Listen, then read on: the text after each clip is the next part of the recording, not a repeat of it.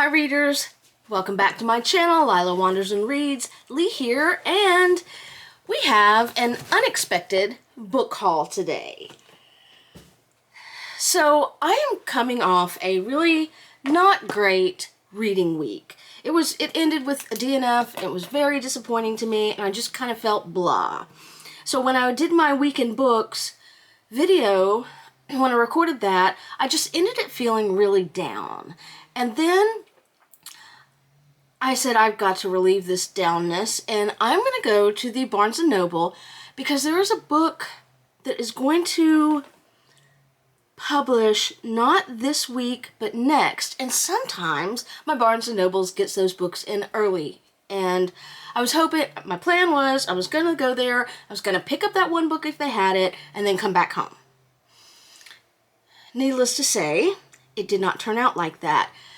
They did not have the book that I wanted. I'm sad, but I'm not that sad anymore because I did a huge book haul accidentally.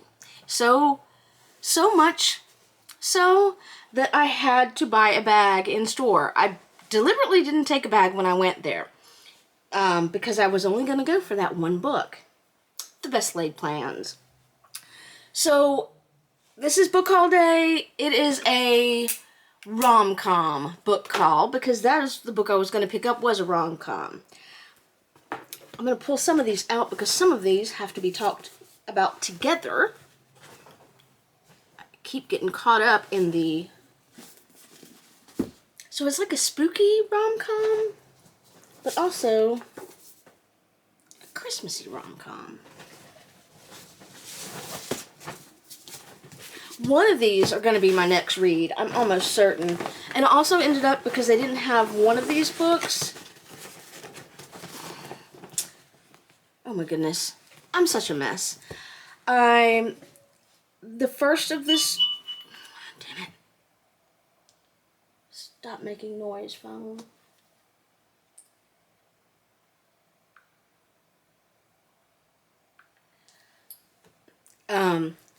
So I ended up having to buy the very first. I'm not sure the order of these.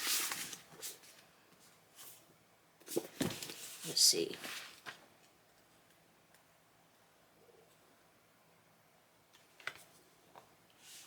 I'm not sure the order of these, so I'm just going to put them in a order. Again, I don't have the first one. But before we start that, I'm going to start with this little stack of the book haul. So, looking for a rom-com, really need something light and uplifting. So, I picked up Love and Other Conspiracies They Want to Believe by Mallory Marlowe. Gotta pull out the glasses. The hardest thing for a paranormal conspiracy theorist and a web series producer to believe in is finding love in this swoony debut romantic comedy. I love web series. This doesn't seem to have, I'm not sure. We'll see. Haley Barrett's life is imploding after she's dumped by her hotshot ex, who also happens to be her co-worker and the star of the online series she was producing. Without a new show to present for the company competition, she'll be out of a job. But inspiration can come from the strangest places, like the most handsome guy she's ever seen, passionately discussing Bigfoot on a late-night docuseries. Hayden Hargrove made a name for himself as a cryptid expert on his hit podcast, and he's intrigued by the plucky blue-haired producer, she does have blue hair on the cover, who offers him the opportunity to lead his own web show. When the production team sees that Hayden's solo on-screen presence is bad enough to make a ghost blanch, Haley jumps on camera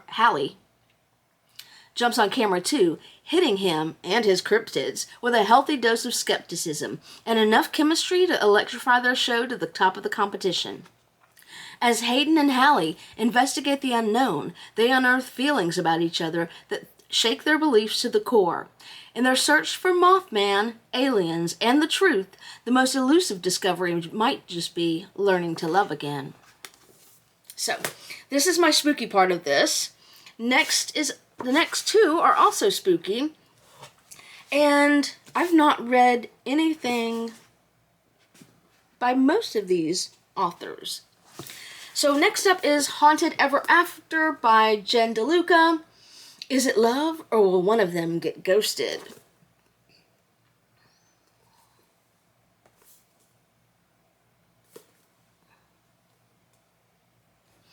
Small coastal Florida towns often find themselves scrambling for the tourism dollars that the Orlando theme parks leave behind. And within the town limits of Boneyard Key, the residents decided long ago to lean into its ghostliness.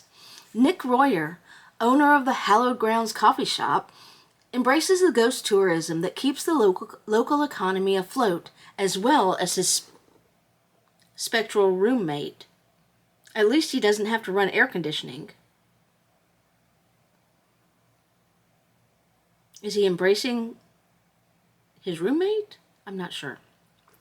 Cassie Rutherford possibly overreacted to all her friends getting married and having kids when she left Orlando and bought a flipped historic cottage in Boneyard Key. Though there's something unusual about her new home, her laptop won't charge in any outlets, and the poetry magnets on her fridge definitely didn't read "wrong" and "my house" after she put them up. She's charmed by the colorful, though there's something unusual, blah blah blah. She's charmed by the colorful history, and she's catching a certain vibe from the grumpy coffee shop owner. Nick takes her on a private ghost tour, sharing town gossip that tourists don't get to hear, and as they spend nights side by side looking into the former owners of her haunted cottage, their connection solidifies into something very real and enticing. But Casey's worried she's in too deep with this whole haunted home ownership thing, and Nick's afraid to get too close in case Cassie gets scared away for good. Okay, the final spooky book is Rules for Ghosting, a novel by Shelly J. Shore. Is that Shore? Yes. Rule number 1, they can't move. Rule number 2, they can't speak. Rule number 3, they can't hurt you. Ezra Friedman sees ghosts, which made growing up in a funeral home complicated. It might have been easier if his grandfather's ghost didn't give him scathing looks of disapproval as he went through a second HRT-induced puberty, or if he didn't have the pressure of all those relatives, living and dead, judging every choice he makes. It's no wonder that Ezra runs far away from the family business as humanly possible. But when the floor of his dream job drops out from under him, and his mother uses the family Passover Seder to tell everyone she's running off with the rabbi's wife, Ezra finds himself back in the thick of it, with his parents' marriage imploding and the Friedman family memorial chapel on the brink of financial ruin. Ezra agrees to step into his mother's shoes and help out, which means long days surrounded by ghosts that no one else can see. And then there's his unfortunate crush on Jonathan, the handsome funeral home volunteer, who just happens to live downstairs from Ezra's new apartment. And the appearance of the ghost of Jonathan's gone too soon husband, Ben, who is breaking every spectral rule that Ezra knows. Because Ben can speak, he can move. And as Ezra tries to keep his family together and his heart from getting broken, he realizes that there's more than one way to be haunted and more than one way to become a ghost. Ooh.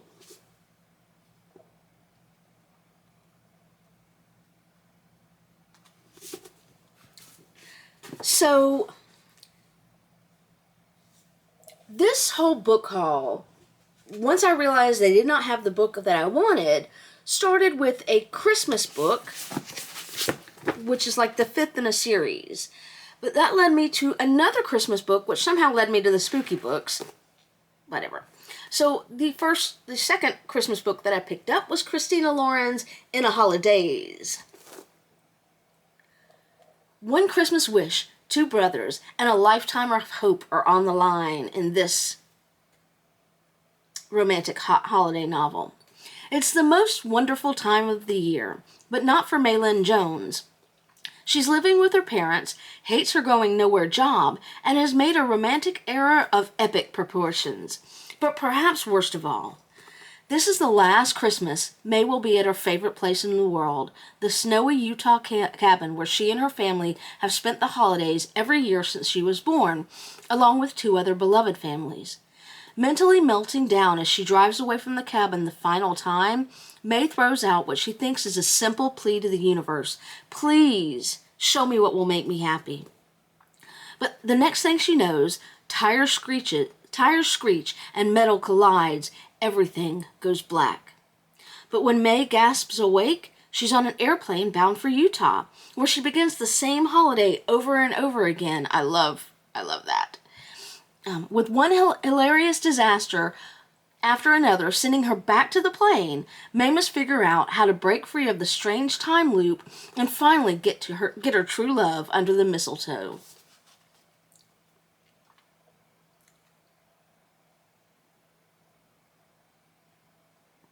Oh my God, this may be the one. This may be the one that I read. Call me harlot. Call me impulsive. Call me hungover. No one ever has before, but someone absolutely should this morning. Last night was a disaster.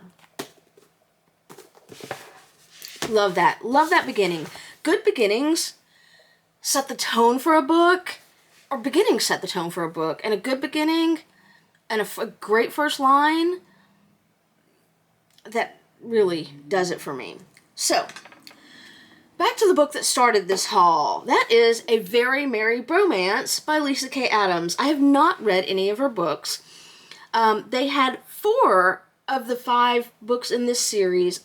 I probably shouldn't have bought the whole series, but I did. The one book they didn't have is the book that started it all, which is the Bromance Book Club.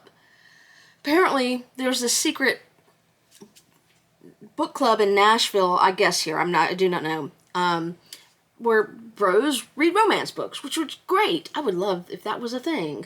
Anywho, so they didn't have the first book, but I bought the other 4. But this is the one that sparked it all, A Very Merry Bromance. And then I probably will wait to read this because I want to read the first book so I don't miss anything. In this one, which is I think the 5th book, country music's golden boy, Colton Wheeler, felt the most perfect harmony when he was with Gretchen Winthrop.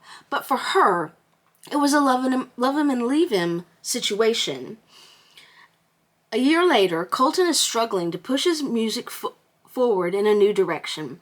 If it wasn't about to be the most magical time of the year, and if not for the support of the Bromance Book Club, he'd be wallowing in self-pity. It's hard... Pause. Paragraph pause. It's hard for immigration attorney Gretchen not to feel a little Scrooge-ish about the excess of Christmas when her clients are scrambling to afford their rent. So when her estranged, wealthy family reaches out with an offer that will allow her to better serve the community, she's unable to say no. She just needs to convince Colton to be the new face of her family's whiskey brand. No big deal. Colton agrees to consider Gretchen's offer in exchange for 3 dates before Christmas.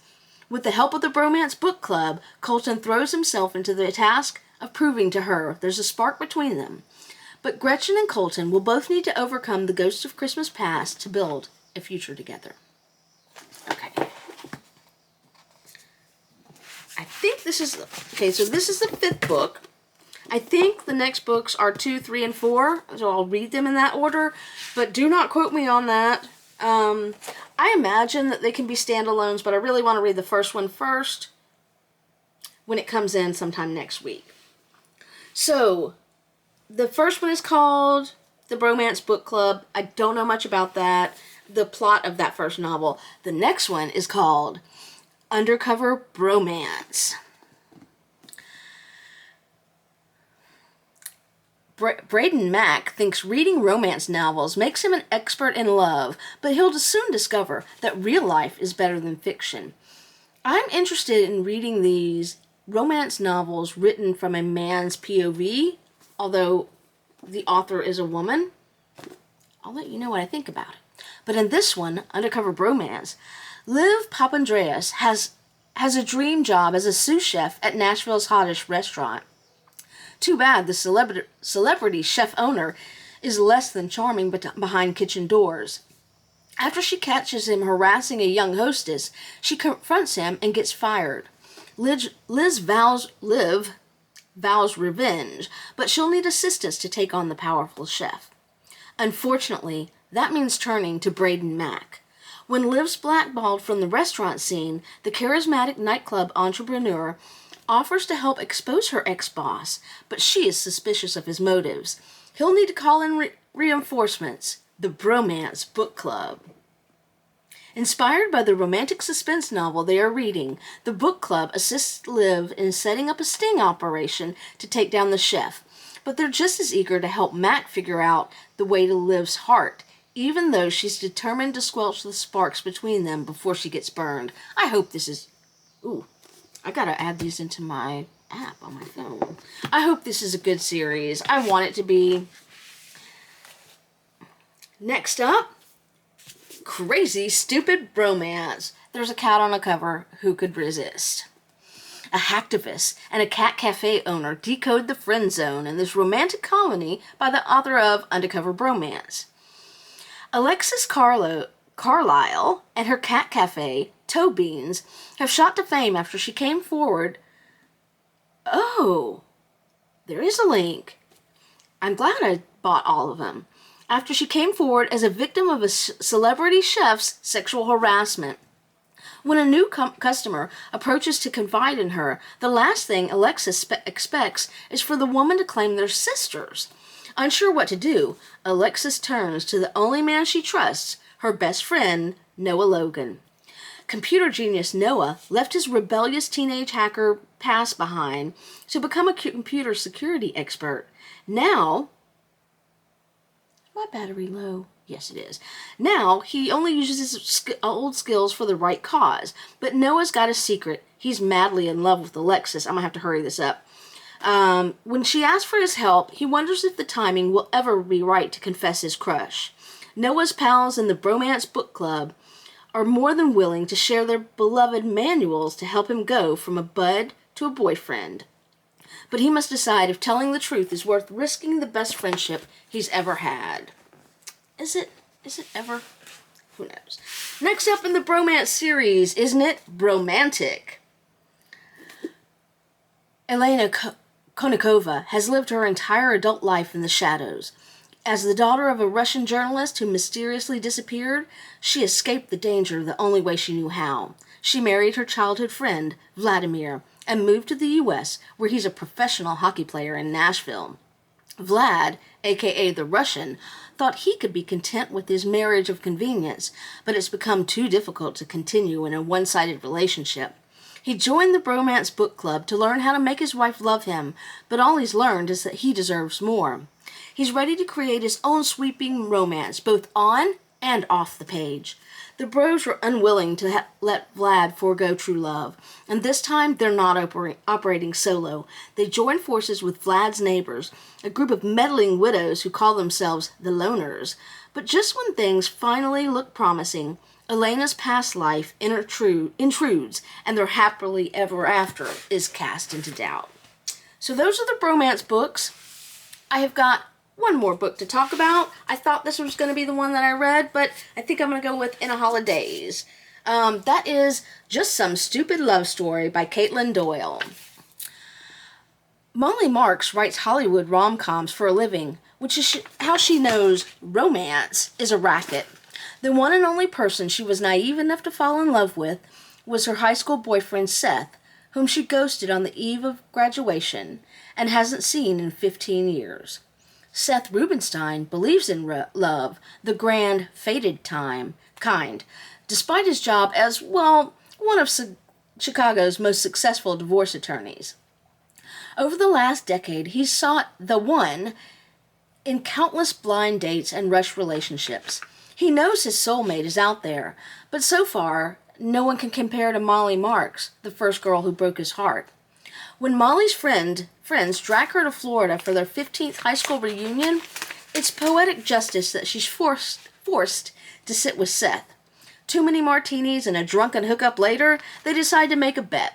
Whoever can predict the fate of the 5 couples before the next class reunion must declare that the other one is right about true love. The catch? The 5th couple is the 2 of them. Molly assures Seth that they are a tale of timeless heartbreak. Seth promises that she'll end up hopelessly in love with him. She thinks he's delusional. He has 5 years to prove her wrong.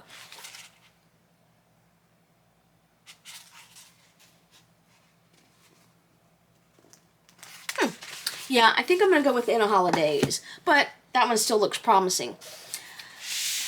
That is it for me. My screen got a little dark on my camera, so I think the battery is getting to where it's tired. This has been a really good book haul. I hope that the books get me out of my reading slump, and I hope you've enjoyed hearing about these rom-coms that I picked up today. I would love to hear from you down in the comments about your favorite genres, your thoughts on rom-coms. If you've read any of these books, particularly the Bromance series, please let me know what you think of them. And as usual, I will put all links to all of these books down to bookshop.org down in the description box. That is it for me. I am hoping that I have a happy reading week this week, and I hope you do too. Happy reading!